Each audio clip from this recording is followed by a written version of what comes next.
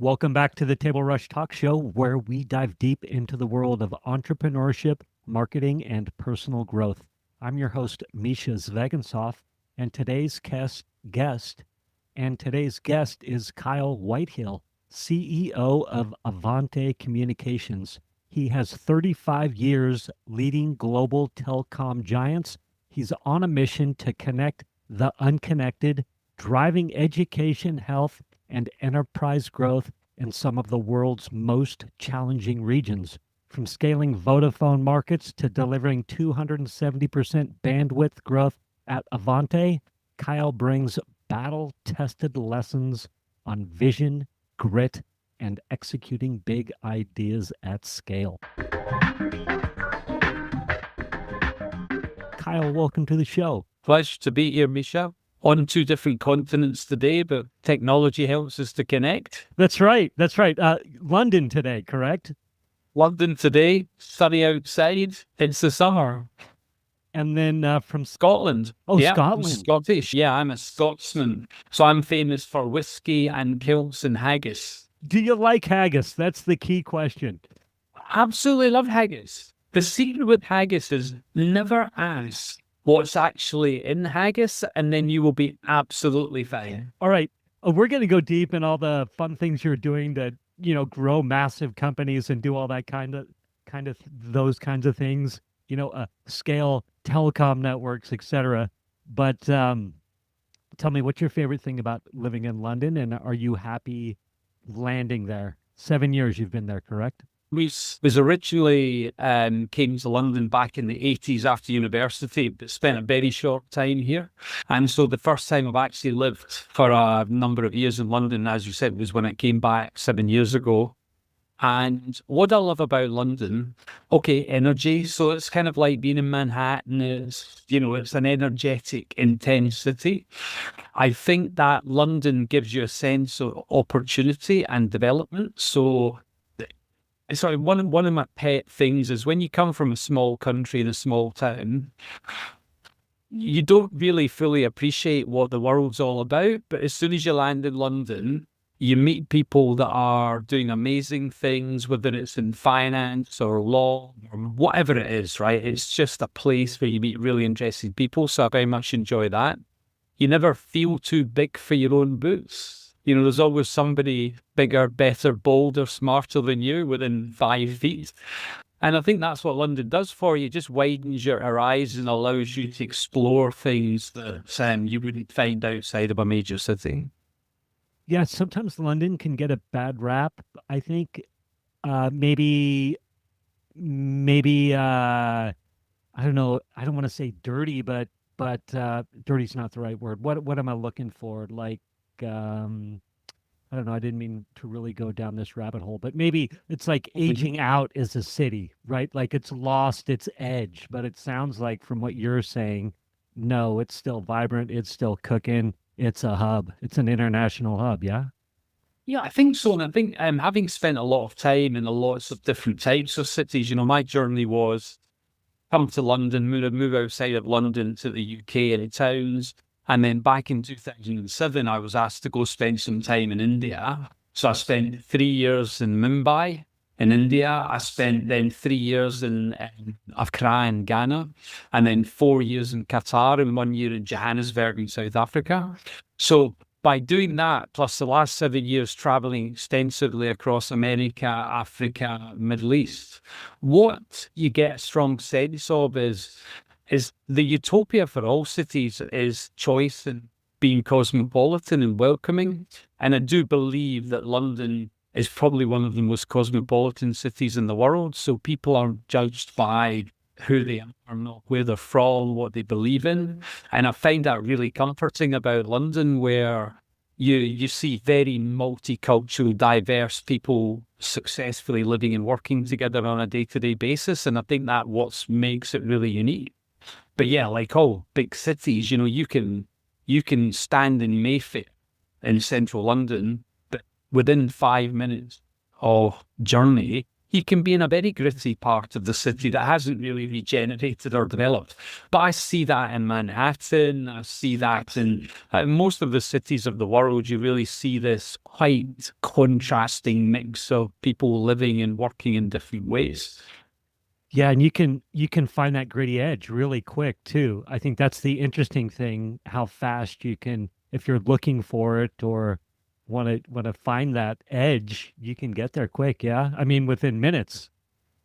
I have a friend who lives in Stockwell, South London, and if you'd have said to me 30 years ago I would be socialising in Stockwell, I would have been horrified. Like, whoa, no way I'm going to Stockwell. Now Stockwell's like super trendy.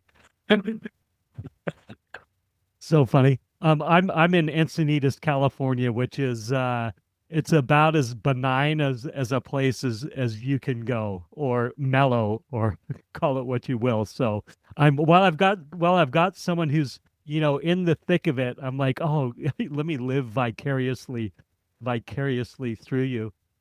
What's your outside of work? Tell me your favorite things to do in London, activity wise, or what are you doing for fun? Well, sport and music. So since I was a young boy, I've always been completely obsessed by sport and music. So if I'm going to do something at the weekend, it would be a live music event, a live sporting event. So a couple of weeks ago, I saw Linkin Park live at Wembley Stadium, and just was like, wow, because I remember Linkin Park original version, and I think the new lead singer Emily is just like epically built the legacy of Chester. So love that.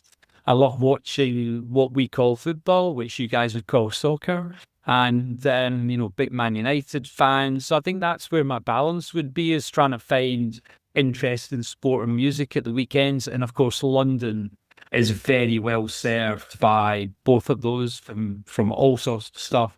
We've just had the reform of Oasis after all that time. They've just done a ton of gigs around the UK.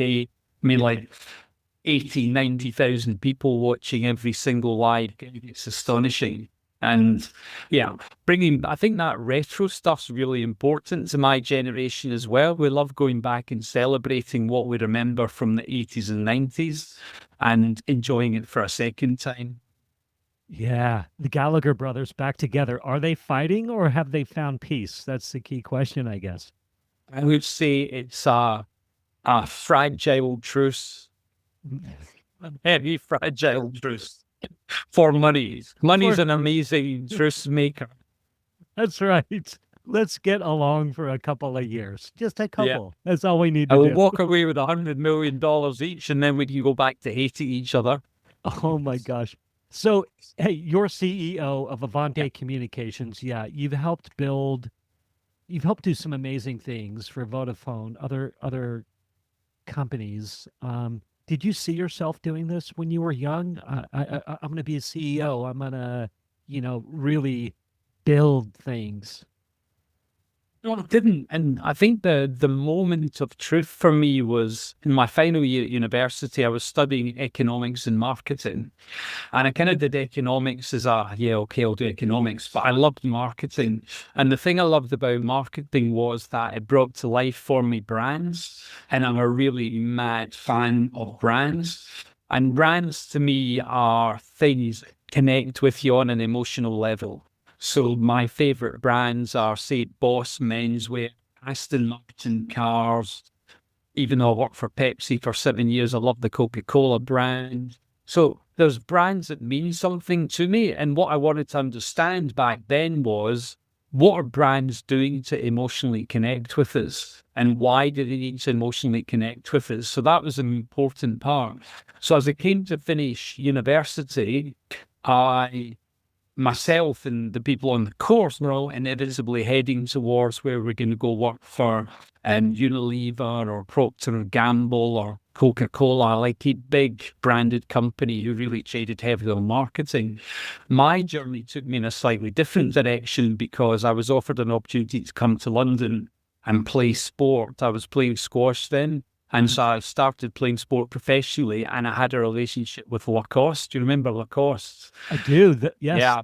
Alligator. Back in the It was the alligator, yeah. Yeah. Back in the 80s, that was the beginning of Lacoste, Ellesse, Fila. It was the first time that sports fashion brands were becoming quite big. So I ended up joining L'Oreal, the cosmetics company, as a sales guy. So instead of going marketing, I went sales, but it was my first exposure to big international brands. And that's where my love affair with brands really began to develop. But I was taking a commercial route rather than a marketing route.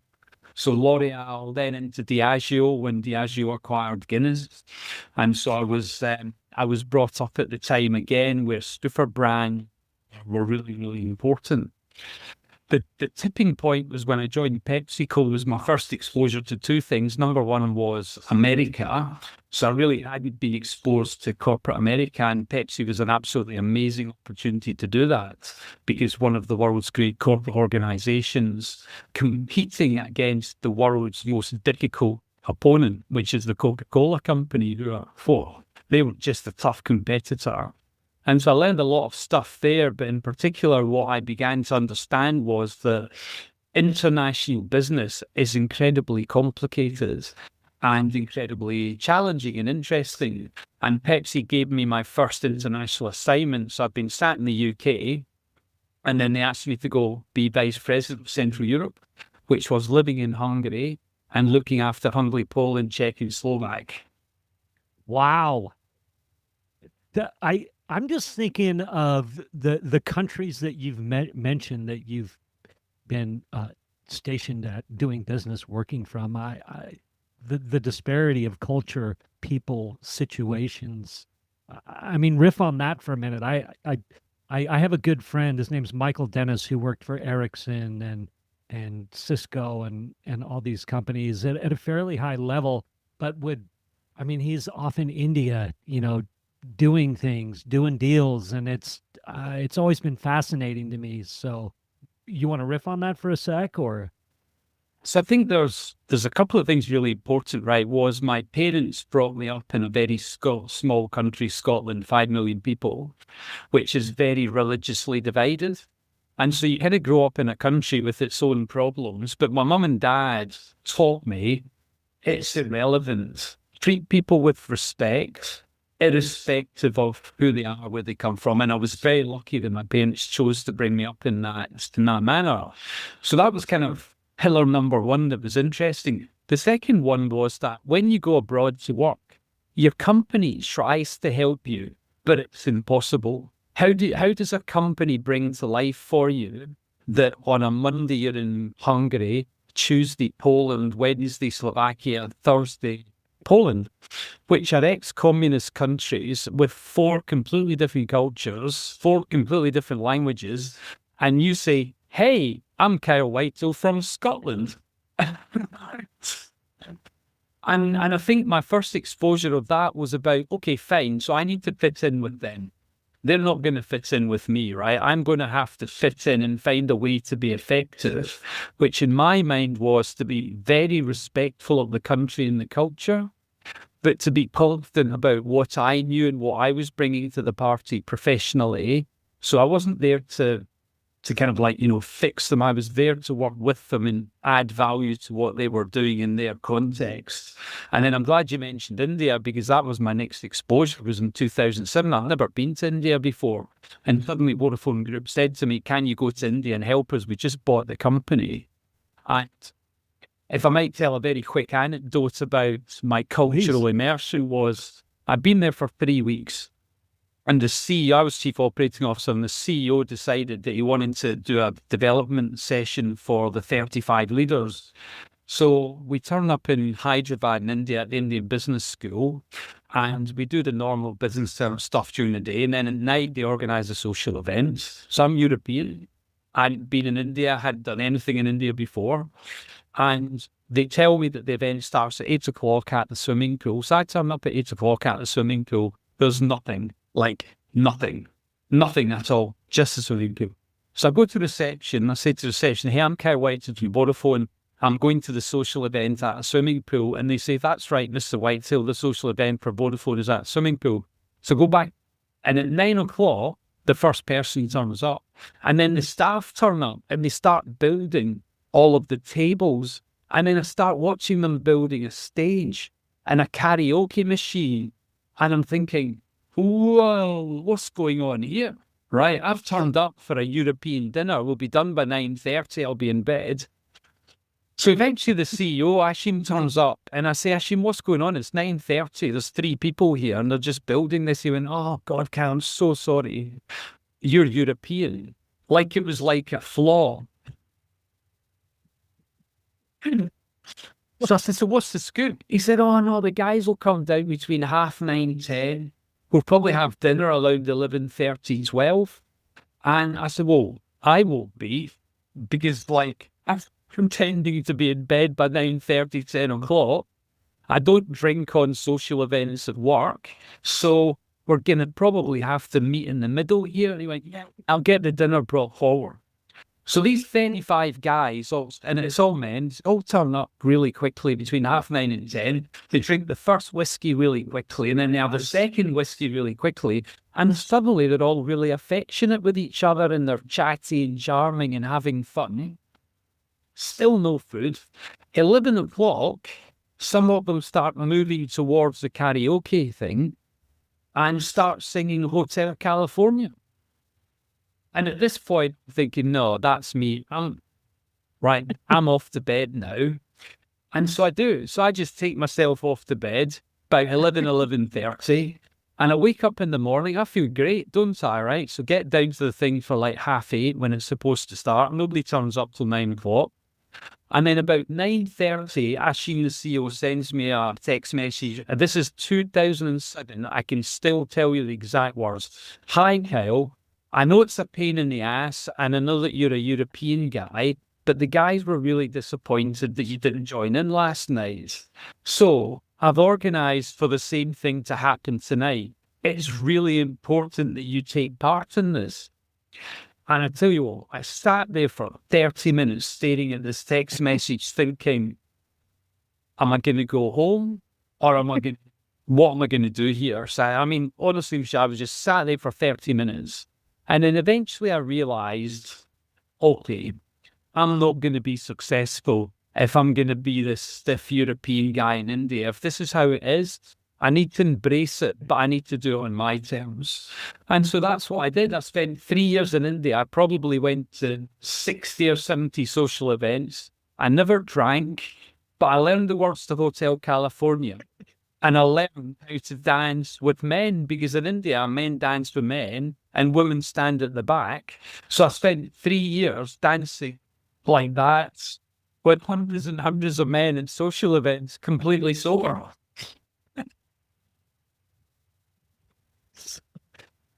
Do I want to do this or don't I? 30 minutes contemplating existential crisis. Yeah, absolutely. And then eventually realizing that when we did my leaving party after 3 years, and one guy stood up and he said, Kyle, I love you like a brother. You've been an inspiration to me. Myself and my team did not understand one single word you ever said, but we really value you. Scottish accent in northeast of India was obviously challenging. That is so funny. My buddy Michael is Irish. And so you got me thinking, you're Scottish, you're Irish. Rich, it's like a lot of success or a lot of leaders come out of those two countries, I think. Yeah, would you confirm that? Yeah, so both countries have more people living outside of Ireland or Scotland than actually physically live there. So, for example, 5 million Scottish people in country, 6 million outside. And a guy from Hewlett Packard told me once that they love hiring salespeople for Europe from Ireland and Scotland because we're largely inoffensive to most European countries, whereas England has a completely different history with European countries and probably the colonial brands from whenever, right? Whereas we're not tainted by that. There's a little baggage out there. There's a lot of baggage out. I didn't even think of what's an. Oh my gosh! Thank you for that perspective. All right. We let's dive into Avanti's mission today, and let's dive into it. So, what is Avanti's mission today, and how is your multi-orbit strategy changing the way we think about global connectivity? This is a massive pivot, everybody watching, listening, but dive into what you're doing, what you're building. Let's Let's serious. Okay, so if you think about the telecoms world, largely the telecoms world kind of breaks into three parts. You've got your fixed part, so fiber, you've got your mobile part, and then you've got satellite. And satellite's obviously a relatively small part of the global network. However, it's an important part because people who are not able to access fixed or mobile had taken advantage for the last 50, 60 years. So maritime, great example. You know, if you're on a ship, you couldn't use fixed or mobile. So satellite played an important role. If you think about the military around the world, it's played an important role where people going on missions into difficult areas required satellite connectivity. And then finally, in America is a great example where, you know, rural communities could not access fiber or mobile, and broadband has come largely from satellite companies like Viasat and Hughes. So it's always played an important role, but a small role within the global telecoms environment.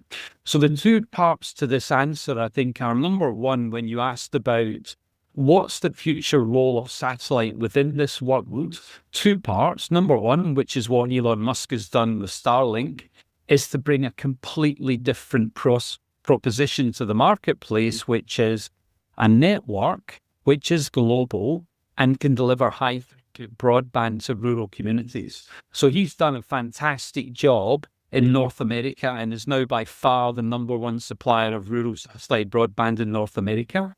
And impossible for the existing guys to compete because he's invested into a very large network. So the second part of your question is about, so someone like us, Avanti, what are we all about? Well, my network covers sub-Saharan Africa. And the challenge that sub-Saharan Africa has always had is twofold. Number one, that there was no mobile or fixed network, and huge, 50% of sub-Saharan Africa has no connectivity. So satellite plays an important role. So we connect into rural villages in Nigeria, rural villages in South Africa. We've delivered the world's biggest digital education program in Kenya. So we're genuinely bringing connectivity to people who never were going to have any access to the internet. Now, I think what's an important point here, though, is it's not so they can see what the Dallas Cowboys score is or what's Manchester United's score. That's cute, but not really about Facebook. It's not. It's about what's the challenge in Africa is very simple, which is when you wake up in the morning as a father, your first job is to generate enough income to feed the family that day. And of course, the internet really supports your ability to do that. Secondly, your next hope is to get your kids to school. And therefore, when your kids get to school, they can actually learn through access to the internet. And we've been a real proponent of doing that. Thirdly, you want access to healthcare. And that's a real challenge in rural communities where it's vast distances, expensive. So again, I've seen satellite delivering connectivity into rural communities where they can do remote diagnostics. And that's a very powerful thing. And then fourthly is security. There are so many armed conflicts around sub-Saharan Africa that having access to the internet allows governments to provide much more integrity around security in those communities. And I think when you add those four things together, you can see that access to the internet becomes fundamental to the improvement of life on a day-to-day basis. And then I'd like to say the final part is I've always been very relaxed about the name of the network. So when you say multi-orbit, which we talk about, which is my geo satellites are 36,000 kilometers in space, MEO might be 5,000 kilometers, and then LEOs are 500 to thousands. They all have a different role to play. Ours are big, predictable, cover large territories. And then a LEO satellite like Starlink is covering a much smaller territory, going around much faster, so lower latency. But ultimately, as I like to say, you don't phone up AT&T or Verizon and say, can you tell me what fiber strands you're sending me the connectivity on? Right? You just want to know what's the package and what's the speed and what's the capacity I'm getting. So I say to a customer, look, don't worry about which network I deliver for you. Tell me what you need, and then we'll design a solution for you. We will be agnostic to what technology we use to deliver it. Just let's focus on the solution for you. So are you trying to grow Avanti outside of sub-Saharan Africa right now? Because it sounded to me like you said, hey, this is our niche, this is our roots. But now you're saying, hey, we're growing outside of that? Or So I believe in a company very much in what's the core mission of the company. So the core mission of our company is to connect the unconnected in sub-Saharan Africa, right? That's the core purpose of the company. So support education, support healthcare, support access to internet, core mission of the company. However, obviously we have more than one asset. So at the moment we're delivering in-flight connectivity Wi-Fi for one of the world's biggest airlines in Australia and New Zealand. We're providing in-flight connectivity for one of our customers on the East Coast of America. So we can do lots and lots of different things. And it's ironic, the vast majority of my customers are American, who are then delivering a solution somewhere in the world where they have a gap and we can help them to fill that gap. So yes, core purpose, connect the unconnected. But yeah, we will be able to deliver solutions across multiple different environments. that's awesome. I had a question. Initially, it sounded so you were so niche focused and you bring such a broad range of experience and expertise throughout, how do I want to say it, the corporate world. Was Avante more of a passion play for you personally, or right where you're like, "Oh, this is a good mission. This is like I can believe in this." Where maybe you had other, I don't know if bigger opportunities is a better word, or how do you personally decide on Avante for your career track? Does that question make sense? Yeah, totally. And I hopefully can answer it in a quite meaningful and authentic manner. I was a proper, let's call it multinational corporate guy, L'Oreal, Diageo, PepsiCo, Vodafone Group. So the vast majority of my career, I worked within large international organizations. I was blessed by the experiences I had. I got to CEO, which is, you said to me, what was my ambition? I realized probably 20 years ago it was, I want to run my own thing. I want to be a CEO, right? That's what I wanted to be. And then when I'd done India, Africa, Middle East, South Africa, and then I realized I wanted to come back to the UK. So after 11 years of being out of the UK, I wanted to come back, normal life. My kids were growing up.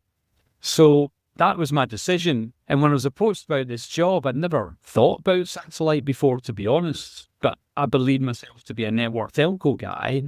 But as soon as the headhunters started talking about it and what they wanted to achieve, I think probably the pivot point had been when you've lived and worked in India and you've lived and worked in Africa, it's almost like a unique perspective on what disadvantaged means. Because honestly, being disadvantaged to us in America or Europe is where you couldn't afford the Vantage V12 and you could only afford the Vantage V8, right? Being disadvantaged in Africa or India means that you can't afford to eat that day. You can't send your kids to school. You know, you've been attacked by insurgents. And so I think from an emotional point of view, I felt at that point was, well, okay, so maybe I've made a difference to myself and my family, but maybe I should be thinking more seriously about making a difference to other people's families and having a positive impact on that part of the world.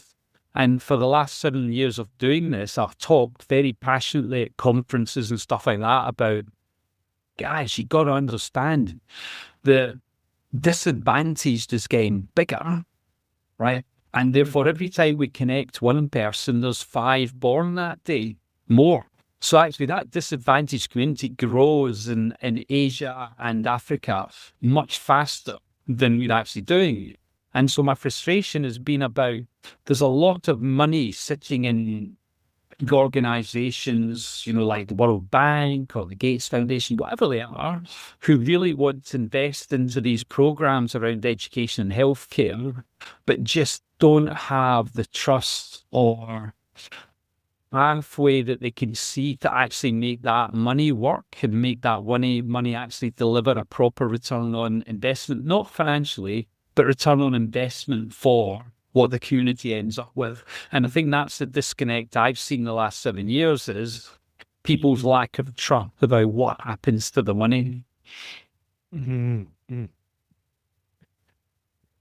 You're in a high stakes position. The core mission of your company, kind of high stakes. I would say it's high stakes, like uh, helping disadvantaged countries become non-disadvantaged. I'm not saying that well, but do you have a decision-making framework you rely on when the stakes are high? Does that make sense? Of course, right? So let's say decision-making framework with my heart in my head. So the company's decision-making framework on the head part is about, okay, that just deliver. Listen, we're owned by BlackRock, right? So it's not like we're owned by a philanthropic organization, right? I'm required to deliver results financially. So the head part's the same as any other company. The heart part, let me give you an example, right? So we had, as I said, we started about 9 years ago. Before me, we won some money from the British government to invest into a program in Kenya, which was basically about delivering digital education. The most marginalized community in the world are girls under 10. So they don't go to school, they basically stay at home. And so the British government wanted to invest into this program, and we became the lead partner called I'm a Lango, which of course means I learn. And so we put it into 300,000 school children, and we ran that program successfully for about 7 years, and then the funding stopped. So the British government decided, okay, we've done our 7 years, we want to go and do something else. So we had quite a stark choice at that moment, was that this program had tangibly demonstrated that in a school year, a girl who spent an hour a week on I'm a Lango, which is an adapted learning program for English and maths, could accelerate her learning by 18 months. So the bang for the buck was enormous in terms of quality of learning. But we didn't have any funding for it anymore. So we had a decision to make then. And I said, I'm not giving that to that. No, I can't do it. We're going to continue to invest into that program. I'm not going to be the guy that took education away from 300,000 school children.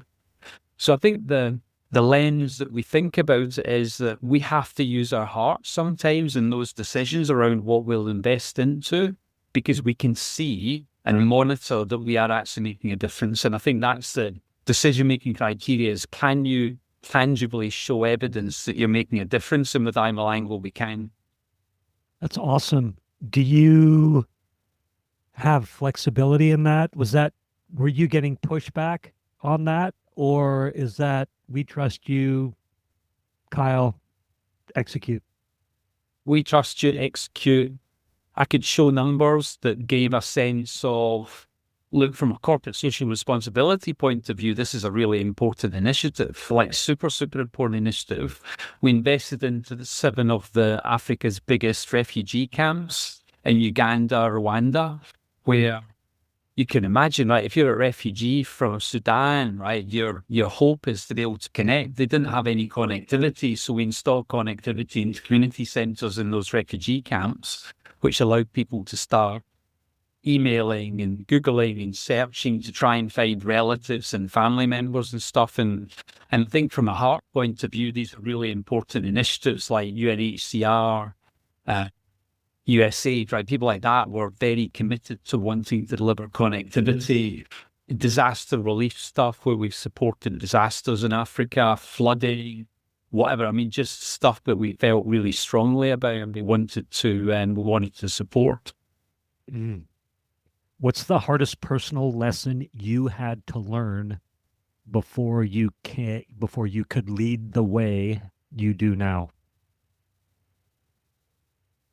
So I was in South Africa And we were, this is before Avanti, we were bidding for a $250 million contract in South Africa to deliver broadband across the Eastern Cape. So Eastern Cape is the most disadvantaged region of South Africa, and very little connectivity.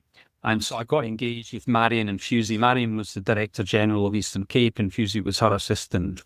And they really wanted to get this project done. Like, really, this is going to connect schools and hospitals and government buildings, right? You know, important stuff for the development of the state.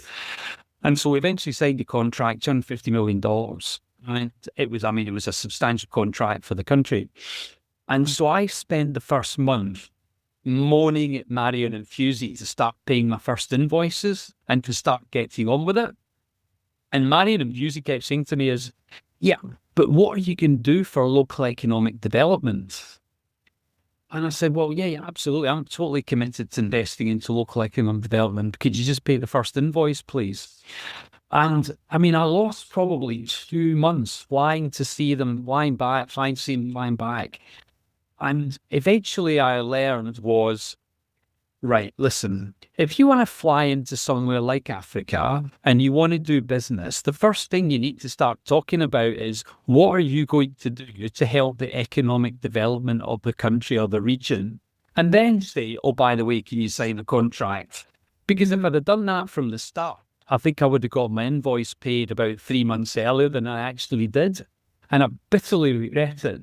So now my template is, you know, whether I go and see a customer or a government, whoever it is, the first thing I'm going to talk about is either, hey, Kenyan minister, look what we've done for Kenya. It's amazing. We have developed a country. Oh, by the way, what do you want to do? Or with a customer, it's showing the customer, look, this is the kind of stuff we do to help develop something, to help bring value to something. And I remember it happened once in Carlsbad with a customer, and he was notoriously a big, tough guy. But I talked about the Kenyan education program, and he told me about how he'd supported California's education with disadvantaged people, and he was really passionate about it, and our relationship changed forever. So I think as a leader, what I realized was I needed to be more authentic about my heart, not just my head. And I think that's really helped me. And I think that's an important part of the Avanti culture now, is that people buying who we are and what we do, not just the commercial stuff that we do. Do you think there's a shift across CEO land where CEOs are having the same perspective shift that you are? No, I think it's gone the opposite direction. It's gone opposite. When COVID hit, I remember thinking at that time, so CEOs now have a real challenge in COVID. Number one, run your business, and then two, engage with people in a different way. And of course, what happens traditionally in tough times is that, and particularly in public companies, the board lose faith in the CEO if things aren't going so well, and bring a finance person in to run the company. And of course, that's fine, because the finance person is going to come in and talk numbers and not be as worried about building culture and marketing and stuff like that.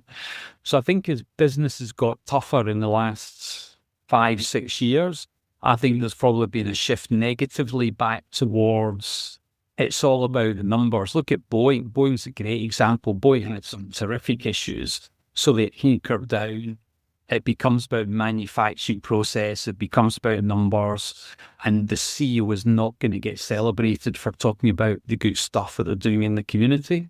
I think the board would be kind of rolling their eyes saying, hey, shouldn't you just get back to worrying about manufacturing, price, et cetera, et cetera. So, no, I think sadly it's probably gone the other way. And I think therefore I'm in an enviable position of being a company that wants to do it and has no choice but to do it. And I think that's really helped me.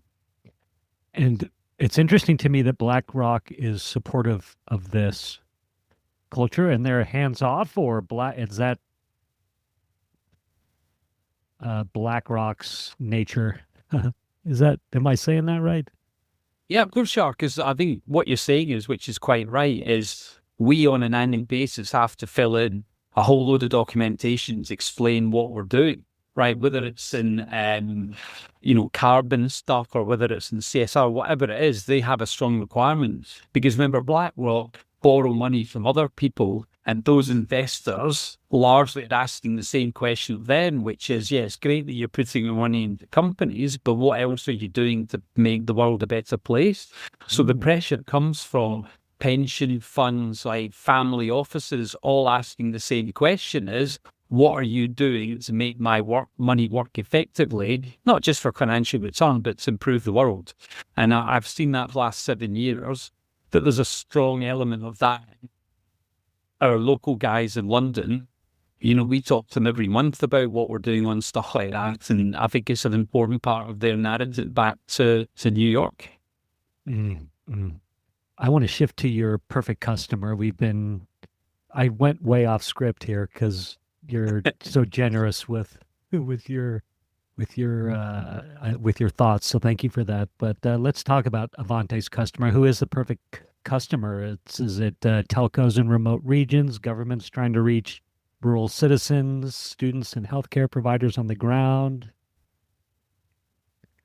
My perfect customer is a California-based satellite operator who we worked with for 7 years, genuinely, probably not very far away from you. And the reason they're the perfect customer is that we've never had a combative relationship. We've had a very symbiotic relationship where we work across 4 or 5 different, let's call it, solution types. And we've almost become an integrated part of their network. So whatever they're doing, they'll always see us as someone who would be able to add value to what they're doing, whether that's in-flight connectivity or offshore oil rigs, a wide variety of different types of solutions that they say to us, we really like you, because the decision I made 7 years ago is if you don't have a customer relationship that's positive and intimate, then you may sell once, but you won't get repeat stuff. So I think that's probably what we developed with them, is almost like an embedded part of their organization.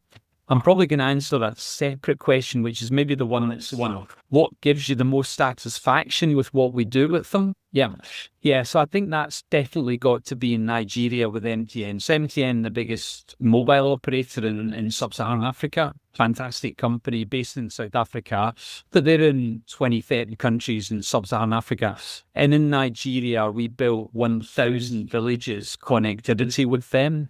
And I think that makes you really proud. And you see the videos of people watching the cell site being constructed and then standing with a phone and going, wow, and then making a phone call and the joy it brings to that village is absolutely unbelievable.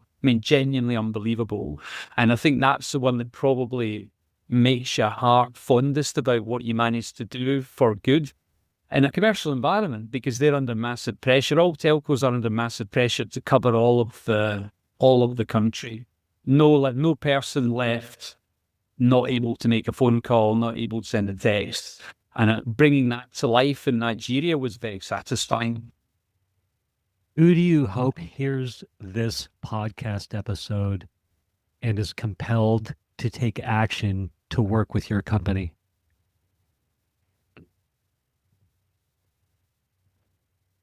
I would love it. There's probably two constituents here. Number one would be that somebody who works for an NGO in America and has ambitions to want to do something tangible in sub-Saharan Africa, who is a bit worried about where to start, but I can show them a program that works and delivers and is efficient and we know how to do it, is number one. And I think the second one is there's tons of investors in America as well, probably people who are socially conscious. So not a charity or something like that, but there's banks and stuff who equally have a responsibility to invest a certain amount of their capital into projects. So I think those two types of people would be supremely helpful to me to be able to engage and have a constructive conversation with, where we can talk about a country in Africa where we can make a significant difference in education or healthcare, and allow them to have trust that their money would be invested appropriately. Mm, it's good. Thank you. Does satellite have a bad rap, or it's seen as outdated or too expensive, or people see what Elon's doing and they're like, this is out of control. Why are we doing the satellite thing? I'm not sure if that question makes sense. Like, do you get resistance that it's too expensive, it's too slow, outdated relative to fiber and mobile? Like, what misconceptions are out there? Well, definitely, as you articulated, when I joined the industry 7 years ago, it felt very much like an industry that was branded as it's too expensive, it's too slow, and it cannot compete with fiber capacity. So that absolutely is true.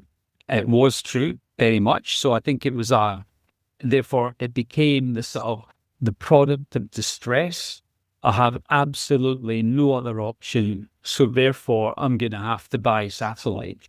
And I don't think the industry helped itself, because the industry was an industry where they'd enjoyed a very successful 50, 60 years of high pricing, low product. However, to the industry's credit, though, they knew they were going to have to change. And so I think in the last 3, 4 years, what Elon Musk has done, and very positively, is he's forced the existing satellite industry to reinvent itself. So now that you do have satellites which can deliver significantly higher throughput and can compete with fiber and mobile connectivity, and also at a significantly lower price. So you force the industry to say, hey, actually, I'm not going to spend $500 million on one satellite and take 5 years to build it. I'm going to have to find alternative manufacturing methods. So you have companies now building small satellites, very focused on small geographies. Because remember, one of the challenges was when you built a satellite, you may have only wanted the satellite for this much, but actually the satellite was built to cover this much. So therefore, a huge percentage of the capacity would be useless. Whereas these small satellites now are able to focus on very specific geographies like a country or an ocean. And I think that's what the exciting part of the future is, that you will always have a great geo satellite. They're reliable, they work, and they cover large territories. But we are evolving to try and be more consistent with what customers want, which is value, quality of service. Right? It's got to be consistent with that. And in the next 2 to 3 years, you're going to have Starlink with a big network. You're going to see Amazon Kuiper with a big network. You're going to see Telesat in Canada with Lightspeed with a big network. You've got Eutelsat and OneWeb. So you've got multiple LEO constellations coming to market. And if you imagine that the consumption of data continues to grow globally, people just consume more and more and more data. So it's not like you're going to have too much capacity ever. It's about getting the right capacity to the right people at the right price. That's our mission, is right capacity, right price to the right people. I love it. In 30 seconds, no, excuse me, 3 minutes or less, what is the hardest part about being a CEO?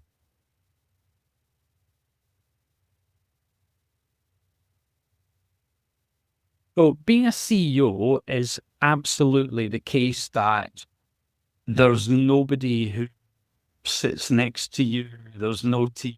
There's just your team below you. So for the first time, you suddenly have 7 people looking at you and expecting you to know what to do in HR, what to do in finance, what to do in technology, how to deal with a crisis, how to deal with a cyber attack, how to deal with all of this stuff that you've got no insight into, right? So very often, I'm going to tell you a quick story, right, to bring this to life. So when I was in India, they made me chairman of the committee who were integrating the world's first ever Blade server upgrade. And it was IBM and Ericsson doing this. I had no idea what they were talking about, but I was chairman of the meeting every week. And so I sat there and we did a 2-hour meeting where Ericsson and IBM had been presenting this deeply complex Blade server integration upgrade plan. And at the end of it, everybody turned and looked at me and said, Kyle, have you got any questions? And I thought, hell no. I have no idea what you're talking about. So I took a massive gamble and said, yeah, I do actually. And I pointed at the guy from Ericsson and I said, I suspect that you haven't told us what the real issue is here. And then I stopped. This guy got over. He went, oh my God. Is it that obvious? I said, yeah. Yeah. And he proceeds to tell the whole room what happened was that we hadn't done blah. And honestly, after that, I became this legendary figure who knew intuitively that this guy was hiding an issue. So I think the challenge of being a CEO is constantly out of your comfort zone. You're constantly having to find ways of, how can I add value here when it's not immediately obvious? How can I make decisions positively without all of the information required? I don't have 3 days to deep dive into something. And then finding somebody to work with on a day-to-day basis who actually can be your confidant and support safely, right? That's really, really important for me as well, as having that someone to talk to part of it. And, but yeah, just, it's a small club of people around the world, and we all love it because we've all got gigantic egos. Yeah. Some of us are better at hiding it than others. Thank you for calling that out. Who's your go-to person? You mentioned having that person. Who is that for you? Yeah, so I have, I'm very lucky to work with a lady called Susan Kilsby, and Susan Kilsby is American, and she worked for Credit Suisse for many years. She sits on the board of Diageo. She sits on the board of Unilever. She's a very, very talented executive and very experienced. So I'll talk to Susan and I'll listen to I'll tell her my story. I'll listen to her opinions. We'll noodle stuff around and it will help me to kind of guide what I think the path I want to take now is. And I have a similar relationship with a guy called Nick Mead, who was my boss at Vodafone. He was Group CEO of Vodafone. I've known him for 20 years. And I'll catch up with him once a quarter. I just really respect and admire him as a person. And he's someone that I worked for directly for 8 years. And I can trust his advice to be impartial and professional. And I really enjoy that. So probably Susan and Nick are my best examples of that. Sounds like both of them don't have an underlying agenda. Like No. yeah, that's nice. It's good. Yeah. Yeah. 3 minutes or less. What is the best part about being a CEO? You don't really have a boss. Okay, so I remember when I got the headhunter phone call, and I heard, of course, it's owned by private equity, and it reports to a board. And I hadn't done that. I'd worked with 7 boards before, but in large companies, and you always had a boss, you always had other people you had to align with. And I think that when you're getting to that point where you feel confident about who you are, you really are testing yourself, and you're really testing yourself to make sure that you can't have the safety net of someone above you to go, hang on a minute, right? It's not there. So the best part of being a CEO is not having a boss, which is my, let's call it moderately jovial one. But I think probably more importantly is that you have the opportunity to really positively impact people's lives who work for you, who are customers and partners. And that I was in South Africa last week, and we flew into Cape Town to have a customer lunch. And I sat there for 2 hours with this customer. He's the IT guy in a very large bank. And you spend 2 hours just talking about stuff and learning more about him and what he does and how he does it. And then we flew to Johannesburg. We met a government entity and then met another customer. So I think the joy of being a CEO is the absolute breadth that you get on a day-to-day basis, that you just really enjoy that breadth. And my day can take me from talking to your chief people officer about something you want to do around culture, straight to talking about finance thing, and then talking about, okay, what do we need to do with the brand, right? It's the real breadth that I've always really enjoyed about the job. And this job's given me breadth both in function, but also Like, let me think where I've been. I've been to Phoenix, Arizona. I've been to San Diego, California. I've been to Cape Town, Johannesburg. I'm going to Riyadh in 2 weeks in Saudi. So I think the breadth of my cultural stuff, which is very different now, because remember, I used to live in the country as a CEO, and now I visit countries as CEO, is really, really enjoyable. Mm. Kyle, I know we've got your admin assistant, Lucy, in the background, and she's helping you run the empire. Would you mind if we pulled her in for a quick cameo? Oh, she definitely can do a cameo, because she's going to tell you about when she went to watch Oasis live. Lucy, you up for it? You up for a quick, for a Yeah. few questions? So tell us about Oasis, Lucy. How was it? Life-changingly good. Still, even at their, Beautiful. they still brought it, huh? Possibly one of the best things I've ever experienced. Wow, amazing. Mhm. Okay, Lucy also did, then quite quickly after that, did the Ozzy Osbourne, the last concert as well, right? Oh, I did Beyonce, and yeah, quite Yeah. quite a spectrum of music in the last one. you did the Aussie thing too. Is that what you just said?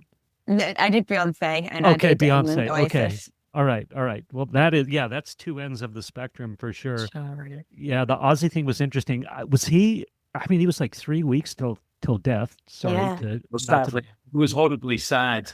And I think if you saw him on the day, I genuinely think he was clinging on for dear life. That what he did on that day was absolutely amazing. And the respect, I love Metallica, and Metallica, yeah, just they love Ozzy as well. He was an inspiration to so many modern bands. yeah. So, did he get out of his chair when he? I didn't see him get out of the Okay. chair. I think Yeah. he just was- stayed in the chair the whole Yeah, time. Yeah. All right, Yeah. Lucy, you ready for a few questions? Go ahead. Okay. What's one thing Kyle does that makes your job easy?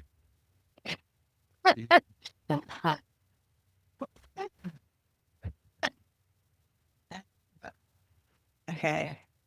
I think Kyle is a visionary. So he can, it is very weird saying this looking at you.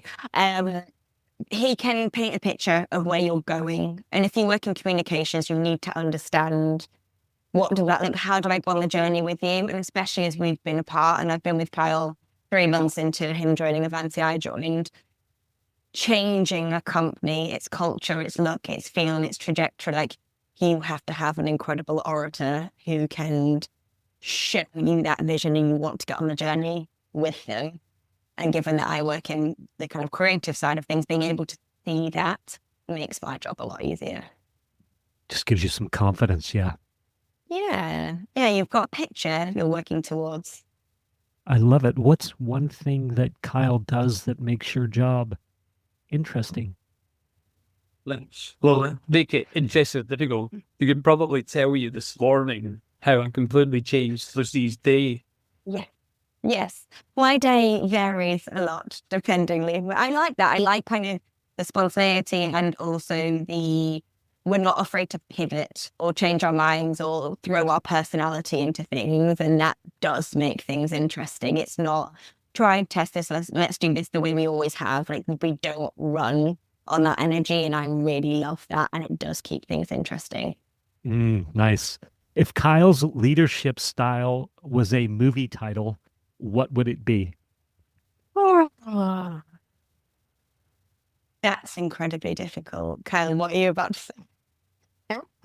I was thinking about my favourite movies: Dirty Dancing, Any Given Sunday, Pulp Fiction, No. 4 Weddings and a Funeral. No.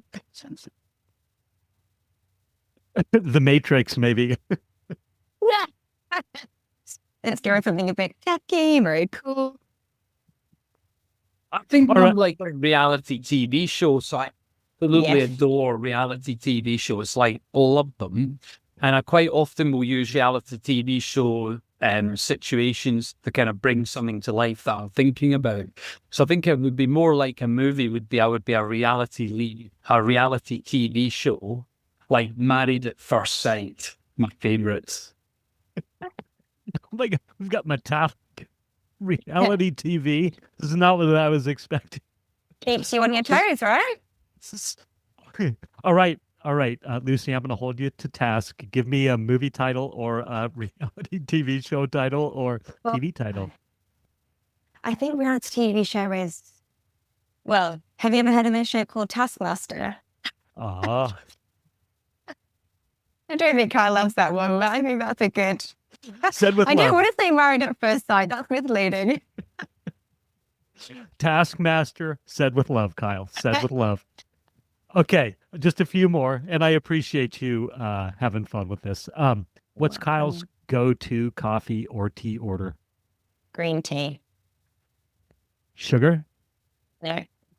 And a massive cup. In a massive cup. If you could give him one productivity tip, what would it be? Sleep more. He's nocturnal. 3 a.m. emails are not unusual. Sleep is medicine in my book. I'm a bit of a very routine. All right. What's the funniest only in telecom moment you've witnessed on the job? Really tough. There's some monumental moments, but I won't call them funny. Witnessing the launch of Hylas Fall was one of the most exciting things I've experienced since being at the company, and it was on my birthday.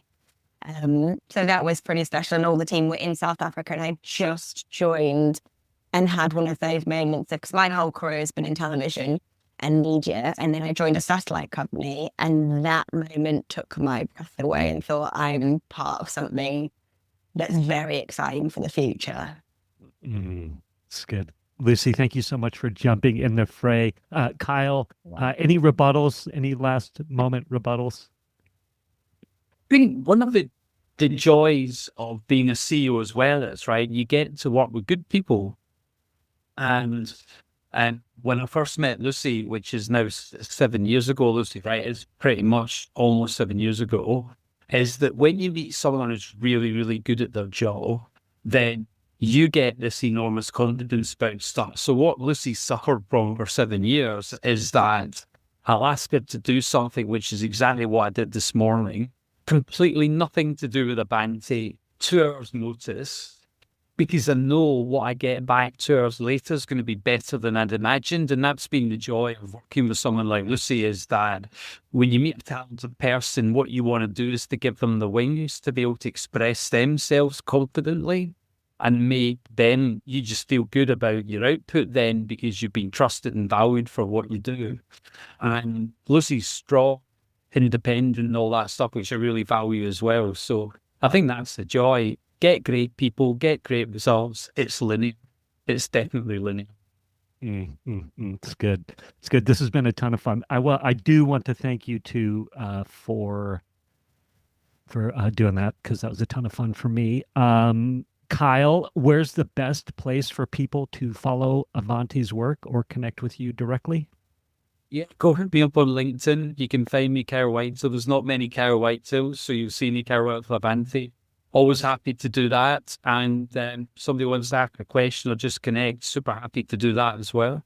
So yeah, please hit me up on LinkedIn. Perfect. I'll put that link in the show notes, of course. Thank you. Indeed. And that's a wrap on this episode of the Table Rush Talk Show. Big thanks to Kyle Whitehill and Lucy for sharing their insights and vision. If this episode sparked something in you, share it with someone who needs to hear it, and check out Avanti.space to see how connectivity is changing lives. Until next time, stay focused, stay bold, and let's go speak on some podcasts. Thank you, too. That was a ton of fun. Thank you for listening to this episode of the Table Rush Talk Show.